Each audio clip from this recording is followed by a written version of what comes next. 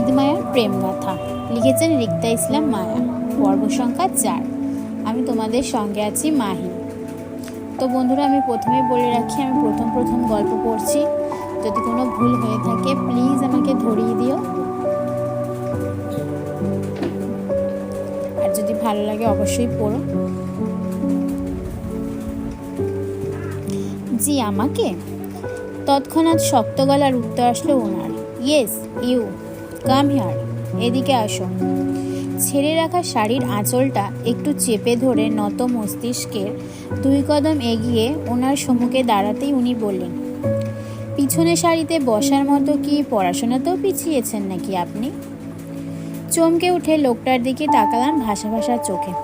শুধু চমকিয়েছি বললে ভুল হবে, ভীষণভাবে হতবাক হয়েছিলাম যে এত মানুষের ভিড়ে কি লোকটা আমাকে লক্ষ্য করেছিল, যে আমি কোথায় বসেছিলাম। দেখতে পেয়েছিল আমি পিছনে সারিতে বসেছিলাম, সেটা অবশ্যই দেখতে পেয়েছেন। না দেখতে পেলে এই মুহূর্তে কি করে আমাকে খোঁচা দিত আমার পিছনে বসা নিয়ে? আমার হতবাক চেহারার দিকে তাকিয়ে উনি ফের প্রশ্ন করেন আমাকে, মিস অর মিসেস? ওনার কথা মানে প্রথমে বুঝতে না পেরে অবুঝ গলায় বললাম, married or unmarried? G unmarried, মানে সিঙ্গেল। ওনার কুচকানো কপালের দিকে তাকিয়ে বুঝলাম আমার কথাটা ওনার মন মতো হয়নি। হয়তো অন্য কোনো উত্তরের প্রত্যাশা করেছিল, এমনটাই হবে। আমি ওনার দৃষ্টিতে মাথা নাড়িয়ে সম্মতি দিয়ে জানাই, আমার কথায় উনি চেয়ার ছেড়ে উঠে দাঁড়ালেন। পাশের লোকটাকে ডিঙিয়ে আমার সম্মুখে এসে দাঁড়ালেন, টেবিলের সঙ্গে ঠেস দিয়ে। আক্রোশে হেয়ালি গলায় বলে, আজকাল বিবাহিত অবিবাহিত মেয়েদের চেনার উপায় নেই, সবাইকে দেখতে কেমন একই রকম লাগে। এর জন্য আজকালকার মেয়েগুলা সহজেই মিথ্যে বলে নিজেদের সিঙ্গেল দাবি করতে পারে, তাই না? আচ্ছা যাই হোক, সেই সব কথা। আপনি নিশ্চয়ই অবিবাহিত সিঙ্গেল নারী হবেন, আর আমাকেও সত্যি বলছেন, এটাও আমি বিশ্বাস করি। তবে আমার মিঙ্গেল প্রতারক একজন বিবাহিতা মহিলাকে চাই, আপনি সে নন, তাই আমার আপনার প্রয়োজন নেই, আপনি আসুন। লোকটার পরপর কথায় হাঁ হয়ে গেলাম আমি। সবগুলো কথায় যেমন মাথার উপর দিয়ে গেল। ছেলেরা অবিবাহিত সিঙ্গেল মেয়ে খোঁজে নিজের জন্য, আর এই লোক বিবাহিত মিঙ্গেল মহিলা খুঁজছে নিজের জন্য পরকীয়া করতে। ছি, কি খারাপ এই লোক! পরকীয়া করার জন্য শেষে কিনা বিবাহিত মহিলাদের খোঁজ করছে। ছি, এত রুচি খারাপ নেতাদের হয়! প্রচণ্ড ঘৃণায় গা শিরশির করে ওঠে আমার। যাও লোকটার উপর চোখের দেখায় ভালো লেগেছিল, কিন্তু লোকটার রুচি সম্পর্কে জেনে ততটাই গা ঘিন করে ওঠে অরুচিতে। লোকটার চরিত্রের খারাপ এই কথাটি সর্বপ্রথম আমার মস্তিষ্কে সেদিন ঢুকেছিল রিদ খানের বিরুদ্ধে। হওয়ার কথা ছিল। আমার জীবনটা কোনো নাটক বা সিনেমার কাহিনী ছিল না যে নায়িকাদের মতো নাটক করে ভনিতা করে সব কিছু উড়িয়ে দেব। বরং আমি ওনার কথাগুলো বাস্তব ভিত্তিতে নিয়েছিলাম। হঠাৎ দেখা হওয়া রিদ খানের পরপর কথাগুলো আমার কাছে বেশ অন্যরকম লেগেছিল। বাস্তবে আমাদের সাথে কোনো পুরুষ যদি হঠাৎ দেখায় এমনভাবে কথা বলে, তাহলে আমরা তার সম্পর্কে দুটো ধারণা করি। এক, হয়তো সামনের লোকটা পাগল, নয়তো তার ক্যারেক্টারের সমস্যা আছে। আমার ক্ষেত্রেও তাই হয়েছিল। রিদ খানকে পাগল বলার প্রশ্নই ওঠে না, কারণ রিদ খানকে অত্যন্ত ঠান্ডা মাথায় সব কিছু হ্যান্ডেল করতে দেখেছিলাম আমি। তাই দ্বিতীয় কারণটাই আমার মস্তিষ্কে গেঁথে গিয়েছিল রিদ খানকে নিয়ে। আমি যখন রিদ খানের ক্যারেক্টার নিয়ে চিন্তা ভাবনায় বিভোর ছিলাম, ঠিক তখনই আমার ধ্যান ভাঙে আবারও ওনার প্রশ্ন, নাম কি? লোকটার হঠাৎ প্রশ্নে আবারও অবাক হয়েছিলাম, কারণ ওনার সামনে তো সকালে ওনার দাদা ভাইকে আমি আমার নামটা বলেছিলাম। তখন কি উনি শুনতে পায়নি আমার নামটা, নাকি শুনেও এখন নাটক করছে আমার সাথে? জি আমার। আপনার কি মনে হয় আমার নাম আপনার কাছে জানতে চাইব? লোকটার তেরামি কথায় বুঝলাম রিদ খান মোটেও সহজ মানুষ নয়। আমার মতন অপরিচিত মানুষের সাথে যদি তার এত তেরামি হয়, তাহলে পরিচিত মানুষদের সাথে এই লোক কতটা তেরামি করে আল্লাহ জানে। এত তেরামি করার জন্য এই লোকের একটাও গার্লফ্রেন্ড ঠিকেছে কিনা কে জানে। তাছাড়া আমার মনে হচ্ছে লোকটা আমার নামটা জেনেও তেরামি করে আমার কাছে পুনরায় জিজ্ঞাসা করছে। এর জন্য আমিও রিদ খানকে পরীক্ষা করার জন্য মিথ্যা একটা নাম বলে ফেলি চট করে, ইসরাত জাহান। নামটা বলেই ভয় ভয় নিয়ে তাকালাম ওনার দিকে। যদি মিথ্যা নাম বলার অপরাধ আবারও ধমক দেয় আমাকে, সেই ভয়। কিন্তু না, লোকটা তেমন কিছুই করলো না, বরং স্বাভাবিক দৃষ্টিতে আমার দিকে তাকিয়ে থাকলো কিছুক্ষণ, যেন উনি কোনো কারণে হতাশ হলেন আমার এই উত্তরে। ওনার হতাশ হওয়া ফেসটা দেখে বুঝলাম উনি সত্যি সত্যি আমার সকালে বলা নামটা উনি শোনেননি। হয়তো কাজে মাঝে ছিল, তাই আমার নামটা লক্ষ্য করেননি তখন। এর জন্যই হয়তো পুনরায় আমার কাছে নামটা শুনে শিওর হতে চেয়েছিল। কোনো কিছু নেই, কিন্তু আমি ওনাকে পরীক্ষা করতে গিয়ে ভুল নাম বলে ফেললাম। এখন সত্যিকারের নামটা বললে নিশ্চয়ই উনি আমাকে মিথ্যাবাদী বলে মনে করবেন। এর জন্য চুপ করে গেলাম, নিজের নামটা ওনাকে না বলে। নামটা সুন্দর, তবে আমার পছন্দ নয়, আউট। আবারও অপমান। লোকটার কি আর কোনো কাজ নেই নাকি, যখন তখন আউট আউট বলে অপমান করে আমাকে? আমি কি ইচ্ছা করে এখানে ছিলাম নাকি? যে বরং উনিই তো আমাকে একের পর এক প্রশ্ন করে যাচ্ছেন, আটকাচ্ছেন বারবার। মনে মনে অনেকটা চেতে গেল, মুখে প্রকাশ করলাম না কিছু, বরং নম্রভাবে মাথা নাড়িয়ে সম্মতি দিয়ে রুম থেকে বের হতে চাইলে ফের শুনলাম হৃদ খানের প্রশ্নসিক্ত গলার স্বর। তিনি আমাকে উদ্দেশ্য করে বলছেন, আচ্ছা, ব্রাহ্মণবাড়িয়ার সব মেয়েরাই কি বেয়াদব, প্রতারক, পলাতক আর ঝগড়াটে হয়, নাকি ভালো মেয়েও পাওয়া যায় ব্রাহ্মণবাড়িয়াতে? ধৈর্যসীমা অতিক্রম করেছিল সেদিন হৃদ খান। তারপরই জোর গলায় লোকটাকে কিছু বলতে পারেনি। এমনই লোকটা বারবার ব্রাহ্মণবাড়িয়া সম্পর্কে আজে বাজে কথা বলে আমাদের বদনাম রটাচ্ছে। এখন আমি যদি পাল্টা উত্তর করতাম, তাহলে লোকটা নিশ্চিত আমাকে আঙুল দিয়ে দেখিয়ে বলতো, এই তো তুমি ব্রাহ্মণবাড়িয়ার বেয়াদব ঝগড়া টেমে। শুধু নিজের মাতৃভূমি বদনাম হবে বলে রাগ চেপে হনন করে বেরিয়ে পড়েছিলাম লোকটার সামনে থেকে। নয়তো লোকটা যাতা বলে আমাকে আরো অপমান করতো সেখানে থাকলে। হাতে প্রেম চিঠি নিয়ে হাঁটছি, সাথে ফ্রিতে দুটো লাল গোলাপও আছে। এইগুলা কিছুক্ষণ আগে আমাদের কোচিংয়ের এক সিনিয়র ভাই দিয়েছেন। সে বরাবরই আমাকে প্রেম নিবেদন করে যাচ্ছিল বিগত 1 মাস ধরে। আমি তার ডাকে সাড়া দেইনি কখনো। সাড়া না দেওয়ার পিছনে যথেষ্ট কারণও ছিল।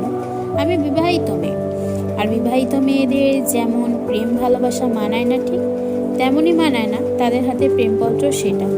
কিন্তু এই কথাটা কিভাবে বুঝাবো গর্ধব ছেলেদের? বিগত 1 মাস ধরেই কোচিংয়ের ভাইয়াটি আমাকে এটা সেটা বলে জ্বালাতন করত এতদিন, কিন্তু আজ তো সরাসরি ফুল আর চিঠি দিয়ে বসলো এক সিনিয়র আপুকে দিয়ে। আমি প্রথমে নেইনি, পরে আমার অনুপস্থিতিতে এসে আমার ব্যাগে রেখে গেছে। সেটা আমি মাত্রই ব্যাগ খুলে বুঝতে পারলাম। সকালে কোচিং ক্লাস শেষ করে কলেজে যাওয়ার পথে আইসক্রিম খেতে ব্যাগ থেকে টাকা বের করতে গিয়ে চিঠি আর ফুলগুলো পেলাম। সেই থেকে এইগুলো আমার হাতে। আর জুই, সে তো এক ঝুলি প্রশ্ন খুলে বসে আছে আমার সম্মুখে, 2 হাতে আইসক্রিম নিয়ে। হাতের চিঠি আর ফুলের দিকে তাকিয়ে হতাশার দীর্ঘশ্বাস ফেলে কাঁধে কলেজ ব্যাগটা চাপালাম। অন্য খালি হাতটা দিয়ে দোকানের বিল পরিশোধ করে চট করে জুই থেকে কোন আইসক্রিমটা নিয়ে নিলাম। বিনা বাক হয়ে সামনের দিকে ঘুরে যেতে জুইও দ্রুততার পা চালায় আমার সাথে। আমি এক হাতে ফুল আর চিঠি নিয়ে আইসক্রিমের প্যাকেট ছিঁড়ে মুখে আইসক্রিম তুলতে পাশ থেকে ক্ষেপ্ত হলো জুই। নিজের করার প্রশ্ন উত্তর না পেয়ে চেতন গলায় বলল, অসভ্য মাইয়া, বলবি কিছু? তোরে এসব কে দিছে? তুই কি লুকিয়ে প্রেম করছিস? জুয়ের কথায় রাগ হলো না, বরং হতাশায় বুক ভার হলো আরো। অনেক ইচ্ছা ছিল কলেজে উঠে লুকিয়ে একটা প্রেম করব, কিন্তু আমার স্বপ্নে মাটি চাপা পড়ে গেল আধার রাতের হঠাৎ বিয়েতে। হয়তো আমার বিয়ে না হলে আজ এই চিঠি আর গোলাপ ফুল পেয়ে চিন্তা ভাবনা করতাম সিনিয়র ভাইয়ের সাথে প্রেমটা করবো কিনা। কিন্তু হায় আমার অসহায়ত্ব। নাম দাম কিচ্ছু জানি না এমন এক ব্যক্তির সঙ্গে আমার বিয়ে হলো। তার জন্য আমার কাছে দুনিয়ার সকল পুরুষই হারাম হয়ে আছে। অথচ হালাল পুরুষের চেহারাটা অবধি মনে নেই। গায়ে কলেজের সাদা ড্রেস, রাস্তার ফুটপাত ধরে হাঁটতে হাঁটতে হাতের ফুল আর চিঠির দিকে তাকিয়ে হতাশ গলায় জুয়ের প্রশ্নের উত্তর দিয়ে বললাম, প্রেম করার ভাগ্য আমার নেই। আমার জন্য প্রেমটা হারাম হয়ে আছে এক অচেনা হালাল পুরুষের জন্য। আমার ভারী কথাগুলো হয়তো জুয়ের মস্তিষ্ক ক্যাচ করতে পারল না। কি বলেছি সেটা নিয়ে বুঝার কথাও না। আমার হঠাৎ বিয়েটা তো আজও লুকায়িত জুয়ের কাছ থেকে, তাই ও বুঝবে কি আমি কি বলেছি।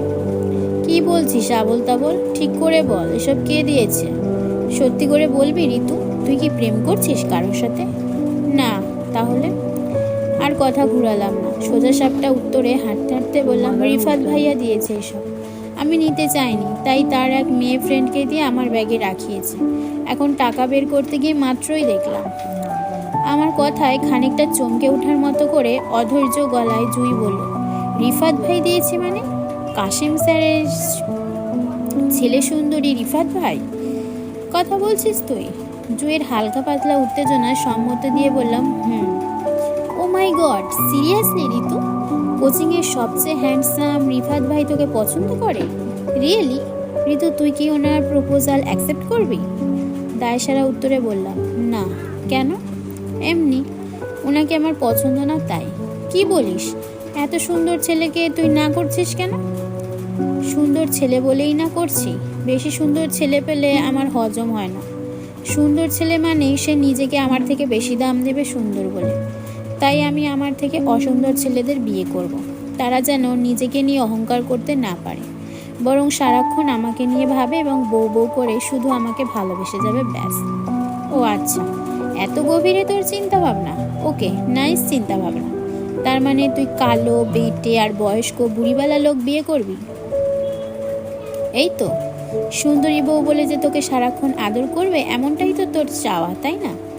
যা, অতি শীঘ্রই পেয়ে যাবে তোর বয়স্ক বুড়িওয়ালা কালো বেটে করে জামাইটার দোয়া দিলাম। জুয়ের কথায় নাক মুখ কুঁচকে তাকাই আমি। মেয়েটা সবসময় 2 লাইন বেশি বুঝে কথা বলে। এই মাইয়া আমারে দোয়া দিছে নাকি বদ দোয়া? রাগে ওর দিকে তাকিয়ে কটমট করে বলি, তোরে বলছি আমি বেটে বয়স্ক বুড়িওয়ালা লোক বিয়ে করব?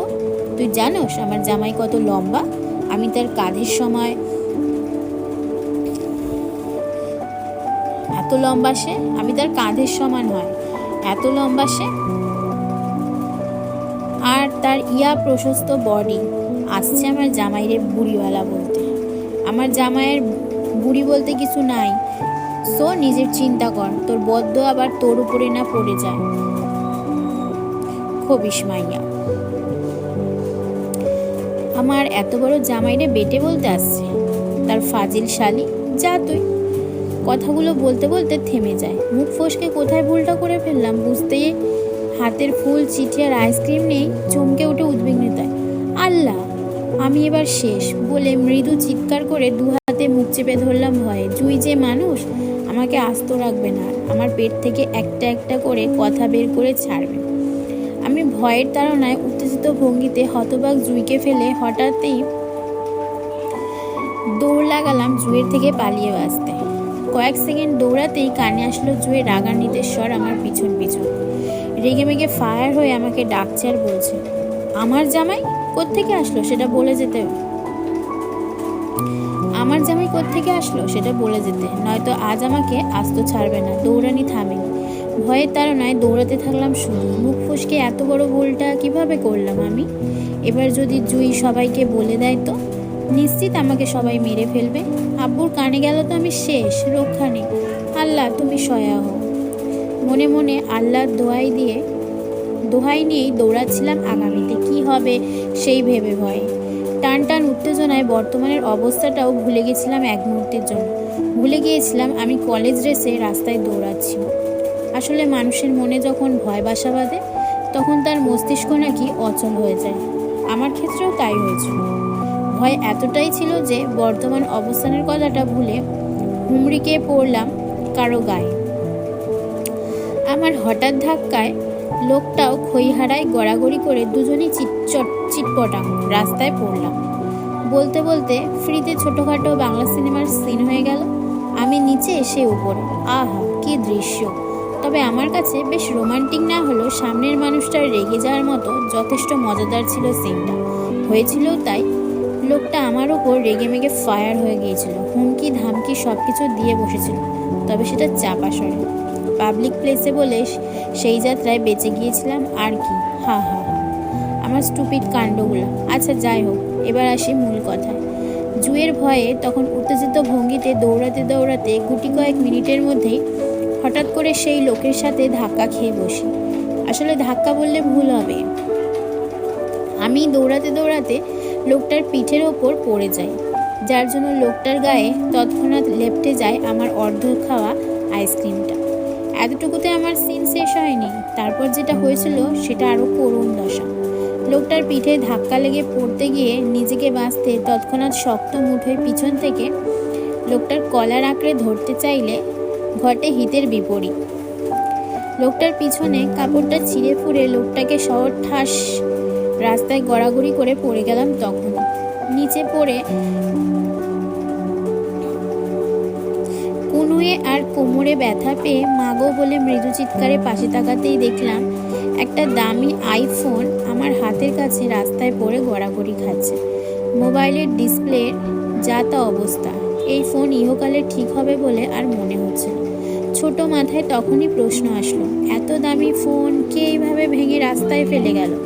ইস, ফোনটা দেখতে কি নতুন, এত ভালো ফোন কেউ ভাঙে? এই ফোনের মালিক নিশ্চিত উগ্রবাদী পাষাণ বড়লোক হবে। টাকার গরমে রাস্তায় এত দামি ফোন ভেঙে চলে গেছে। আচ্ছা, এই জাতি সভ্য হবার নয়। এক মুহূর্তের জন্য নিজের ব্যথা ভুলে ফোন দিকে তাকিয়ে আনমনেই বলে উঠলাম, আহারে, এত দামি আইফোনটা কোন পাষাণে ভাঙছে আল্লাহ জানে। মানুষ বড়লোক হলে যা হয় আর কি, টাকার দাম নাই এদের কাছে। এসব জাতির টাকা পয়সা দখল করে সরকার কেন যে বাংলাদেশ বর্ডার পার করে দেয় না আল্লাহ জানে। রোহিঙ্গা হয়ে পরের দেশে ঘুরলে বুঝবে টাকার মায়া।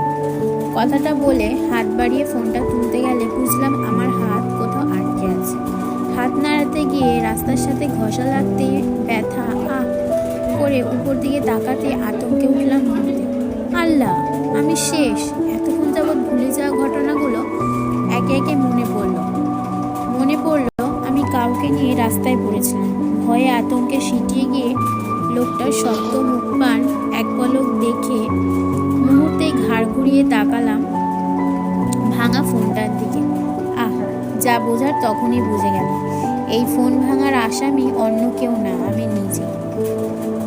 তখন আমার হঠাৎ ধাক্কা লাগায় লোকটার ফোন কান থেকে নিচে পড়ে ভেঙে গেছে। নিজের ভুলে এবার বেশ জোরে সোরে কান্না পেল আমার ভয়ে।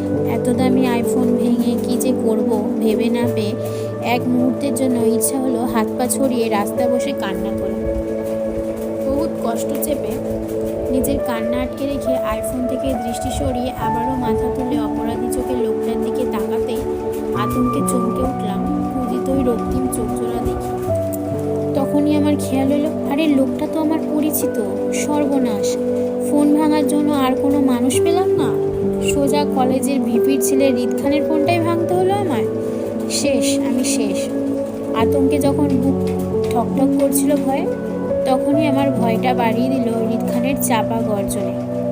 What the hell! আমার উপর থেকে উঠে দাঁড়াতে গিয়ে যখন ওনার পাঞ্জাবিতে টান খেল, তখনই চাপা গর্জনে এই কথাটা বলে।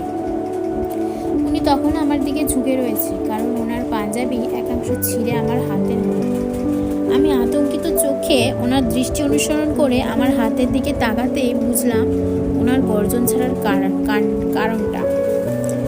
অসহায়ত্ব আর বুক ধরফরে। এবার সত্যি সত্যি আমার হাত ছড়িয়ে ছিটিয়ে ভ্যা ভ্যা করে কাঁদতে ইচ্ছা করল। অবশেষে নিজেকে দমিয়ে রাখতে পারলাম না। রাস্তায় ওই অবস্থায় শুয়ে থেকেই দু হাতে মুখ থেকে অতিরিক্ত ভয়ে কেঁদে উঠলাম। লোকটার ফোনটা ভেঙে কান্না আটকাতে না পারলেও যখন দেখলাম লোকটার পিঠের কলার থেকে কোমর অবধি সাদা পাঞ্জাবিটা ছিঁড়ে আমার হাতে ধরে আছি, তখন কি আর কান্না থামানো যায়? এত বড় ভুল? ভুল নয়, ঘোর অপরাধ। এত বড় অপরাধ কেউ করেও কি স্বাভাবিক থাকা যায়? না, যায় না। আমার তো এই মুহূর্তে ইচ্ছা করছে কাঁদতে কাঁদতে একটা সাগর বানিয়ে ফেলি। সেই সাগরের পানিতে হৃদ নামক লোকটা ভাসিয়ে দূরে কোথাও পাঠিয়ে দেয়, যাতে আমি